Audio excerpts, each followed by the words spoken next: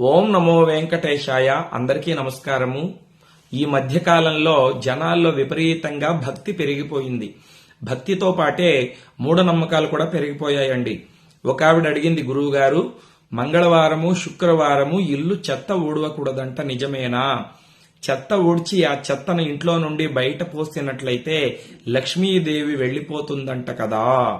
చూడండి, మంగళవారము శుక్రవారము ఇల్లు చెత్త ఊడవకూడదని ఏ పురాణంలోనూ ఏ శాస్త్రంలోనూ చెప్పలేదు.